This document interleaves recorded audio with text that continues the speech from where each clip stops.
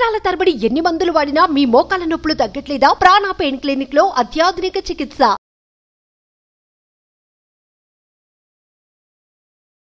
Hi Chetan గారు. Hello అండి. చేతన్ గారు, వాట్ అకార్డింగ్ టు యూ, అంటే మీ దృష్టిలో డయాబెటిక్ పేషెంట్స్ ఏమి తినకూడదు? షుగర్ వ్యాధితోటి ఎంతమంది బాధపడుతున్నారు మన దేశంలో మనం అందరం వింటుంటాం. అంటే ఒక 10 మందిని నిల్చోబెట్టినారు అనుకోండి మీరు, దాంట్లో ఒక 6గురికి షుగర్ వ్యాధి ఉంటుంది. ఎవరైతే 30 ఏళ్ళ దాటి ఉంటారు కదా, అటువంటి 10 మందిని మీరు నిల్చోబెడితే 6 మందికి ఉంటుంది షుగర్ వ్యాధి. వీళ్ళకు అర్థం కాదు ఇప్పుడు షుగర్ వచ్చేసింది, ఇప్పుడు ఏమేమి తినొచ్చు ఏమేమి తినలేమనేసి. తినలేని వస్తువులు చాలా ఉంటాయి, కానీ వాళ్ళకి అర్థం కూడా కాదు ఇది తినొద్దు అనేసి. అయితే అవి ఏంటంటే, ఫస్ట్ మీరు మైండ్లో పెట్టుకోండి, ఏదైతే వైట్ వస్తువులు ఉంటాయి కదా అవి తినొద్దు. ఫర్ ఎగ్జాంపుల్ చక్కెర ఉంది తినొద్దు, వైట్ రైస్ ఉంది ఎక్కువ తీసుకోవద్దు. మనం ఎన్నో ఏండ్ల నుంచి జనరేషన్ల నుంచి రైస్ తింటున్నాం, కానీ ఇంతకుముందు పాలిష్ రైస్ రాకపోతుండే, అన్పాలిష్డ్ రైస్ వస్తుండే, అది టోటల్ వైట్ ఉండదు. అంటే ప్రాసెస్ ఏదైతే ఫుడ్ ఐటమ్ ఉంటుంది కదా అది తినొద్దు. మళ్ళీ థర్డ్ ఏంటంటే, బయట ఫుడ్ తినొద్దు, ఇంటికాడనే ఎక్కువ మీరు తినాలి. ఇప్పుడు సింపుల్గా చెప్పాలంటే, ఇప్పుడు సగం జనాభా మన రాష్ట్రంలో కానీ మన దేశంలో కానీ పనిచేస్తుంది కదా, డైలీ ఆఫీస్కి పోతారు కదా, చాలామంది ఆఫీస్లోనే లంచ్ ప్రొవైడ్ చేస్తారు. ఆ లంచ్ తిన్న తర్వాత కూడా 4 గంటకి 5 గంటకి ఏమవుతుంది, వీళ్ళకి ఆకలేస్తుంది, మళ్ళీ చాయ్ తాగాలనిపిస్తుంది.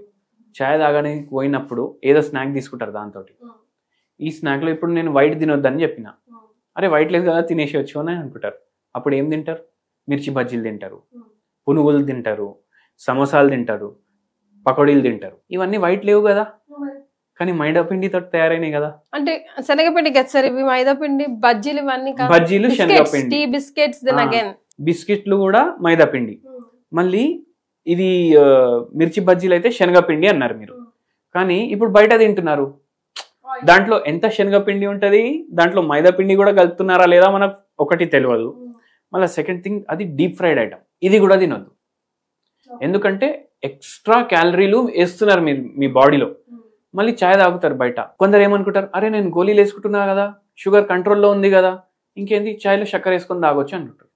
అట్లా కూడా తాగొద్దు. చక్కెర ఎలా అంటే, ఇప్పుడు మీరు చాయ్ తాగంగానే యాక్టివ్ అవుతారు, ఎవరైతే చాయ్ తాగుతారో యాక్టివ్ అవుతారు, రిఫ్రెషింగ్ అనిపిస్తుంది. అది చాయ్ వల్ల కాదు, ఎందుకంటే దాంట్లో చక్కెర యాడ్ చేస్తారు. కొందరు చాయ్ బండి వాళ్ళు ఫుల్ చక్కెర యాడ్ చేస్తారు, ఫ్లేవర్లు యాడ్ చేస్తారు, ఇలాచీ ఫ్లేవర్ కూడా వస్తుంది చాయ్లో ఒక్కొక్కసారి. అరే బండిలో మస్తు ఉంటుంది చాయ్, ఇక్కడ తాగుదాం అనేసి అందరు అక్కడే పోతారు. అప్పుడు ఏమవుతుంది, ఆ ఫ్లేవరింగ్ సబ్స్టెన్స్లు కూడా పోతాయి కదా మీ బాడీలో, అందుకే అవి తీసుకోవద్దు. మళ్ళీ ఏవైతే మైదా పిండితో చేసిన వస్తువులు ఉంటాయి కదా అవి తినొద్దు.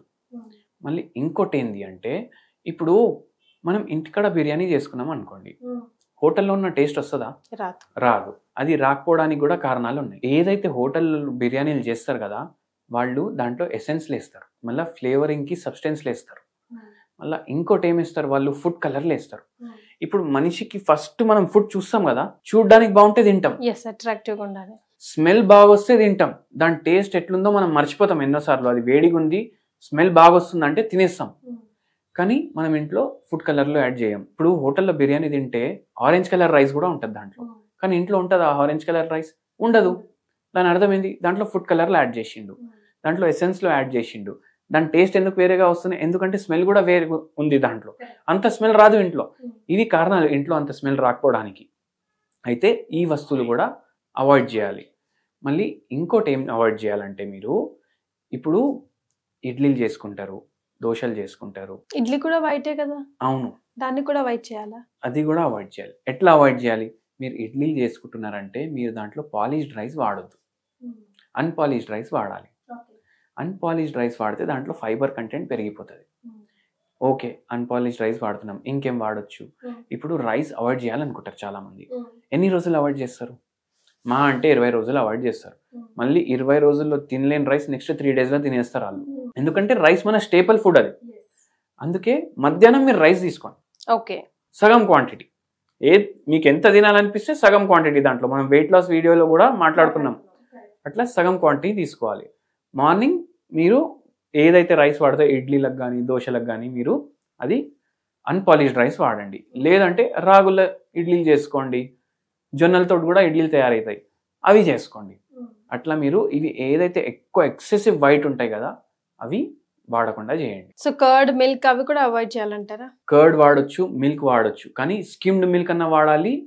కర్డ్ కూడా స్కిమ్డ్ మిల్క్ తో తయారు చేసిన కర్డ్ కూడా మీరు తీసుకోవచ్చు. లేదంటే A2 మిల్క్ వాడాలి, అది బెస్ట్. ఆవుది ఏదైతే పాలు ఉంటది కదా అది వాడాలి. బర్రెల నుంచి వస్తుంది కదా పాలు, అది వాడకూడదు. ఓకే. ఎగ్ వైట్స్ మనం ప్రోటీన్ అవును ప్రోటీన్ అనుకొని తింటాం. కానీ ఏమవుతుంది అంటే ప్రాబ్లం, ఇప్పుడు ఏ ఎగ్లు అయితే దొరుకుతాయి కదా మనకు, అవి బ్రాయిలర్ ఎగ్స్. అంటే ఏం దాని అర్థం, ఇప్పుడు నాటుకోడీలు ఉంటాయి కదా, 2 నాటుకోడీలు ఒక్క రోజుకి 3 గుడ్లు ఇస్తాయి. కానీ బ్రాయిలర్ ఎగ్లు ఏవైతే ఉంటాయి ఇవి 2 కోడీలు ఉంటాయి కదా అవి 5, 6 కూడా ఇస్తాయి, ఒక్కొక్కసారి 7, 8 కూడా ఇస్తాయి. ఎందుకంటే దానికి తయారు చేసింది దానికోసమే. అండ్ ఏం చేస్తారు, మళ్ళీ ఎక్కువ ప్రొడక్షన్ రావాలనేసి వీటికి యాంటీబయాటిక్లు ఇస్తారు, దాని తర్వాత హార్మోనల్ ఇంజెక్షన్లు ఇస్తారు.